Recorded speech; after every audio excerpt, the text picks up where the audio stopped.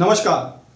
जिनका तृप्तिकरण कांग्रेस पिछले 70 सालों में नहीं कर पाई, बांग्लादेश बनने के बाद, पाकिस्तान बनने के बाद भी जिनका तृप्तिकरण नहीं हुआ, उनके तृप्तिकरण के लिए प्राइम मिनिस्टर मोदी ने 1500 से ज्यादा योजनाएं चला रखी हैं।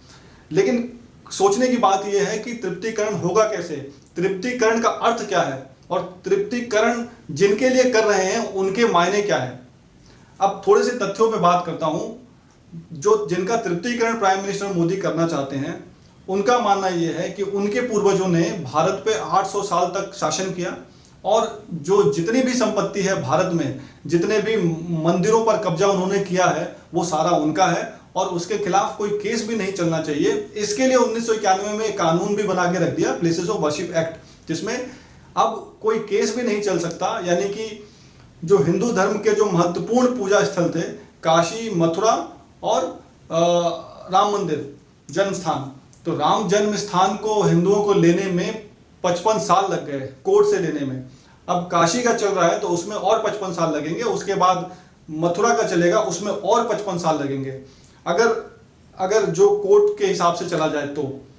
लेकिन ये लोग अपने पूजा स्थल जो उनके पूर्वजों ने गलत तरीके से तोड़ के वहां पर मस्जिद बना ली थी, उसको छोड़ने को तैयार नहीं है। अभी आप रिसेंट में घटना देखेंगे तो गणेश उत्सव के लिए 3 दिन के लिए गणपति रखने के लिए ईदगाह मैदान को गवर्नमेंट ने दे दिया।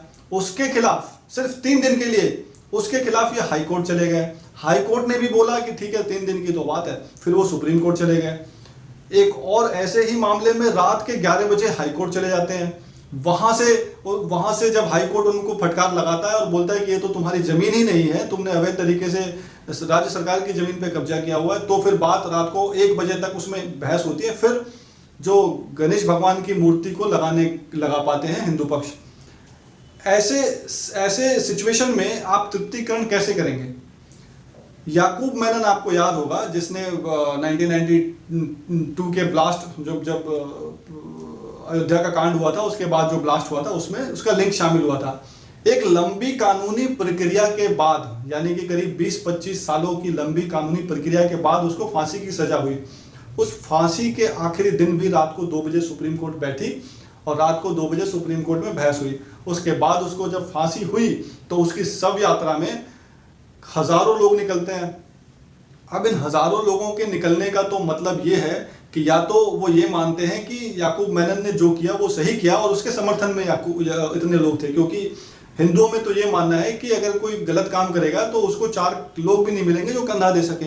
लेकिन याकूब मेनन को हजारों लोग मिल गए कंधा देने के लिए। उसके अलावा उसकी जो जहाँ पर उसको दफनाया गया, उसकी कब्र को एक मजार में बदल दिया गया और कुछ लोग वहाँ पर इबादत करने भी आ गए। उसके लिए पूजा तो नहीं कहूँगा, इबादत करने आ गए और उस चीज को अभी गवर्नमेंट ने संज्ञान में लिया है।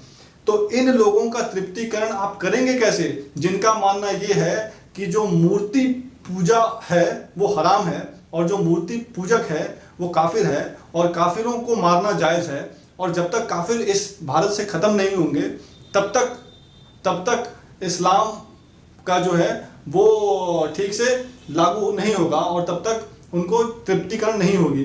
तो क्या प्राइम मिनिस्टर मोदी भारत को एक इस्लामिक राष्ट्र बनाने की ओर धकेल रहे हैं? तो क्या इस बात पर विचार करना चाहिए कि हिंदुओं का वोट लेके हिंदुओं की तृप्तिकरण करनी चाहिए थी उनको? तो हिंदुओं का तो वो कोई तृप्तिकरण नहीं कर रहे हैं। हिंदुओं के पैसे से, हिंदुओं के टैक्स के पैसे से 1500 योजनाएं मुस्लिमों के लिए चला रहे हैं और उनका तृप्तिकरण कर रहे हैं। तो क्या ये हिंदुओं के साथ धोखा नहीं है? जब मोहन भागवत ये कहते हैं कि हर जगह शिवलिंग मत ढूंढिए, तो भैया शिवलिंग हर जगह नहीं ढूंढे, लेकिन जहां पर ऑलरेडी है क्या उसके लिए भी लड़ाई ना लड़े? आपको क्या इसके लिए प्राइम मिनिस्टर बना के भेजा था कि आप पूरे हिंदू समाज को असहाय छोड़ दें, एकदम उनको कानूनी लड़ाई लड़ने दें? तो कानूनी ही लड़ाई लड़नी थी तो फिर आपको प्राइम मिनिस्टर बनाने की क्या जरूरत थी? कानूनी लड़ाई तो पिछले 50 साल से लड़ ही रहे थे।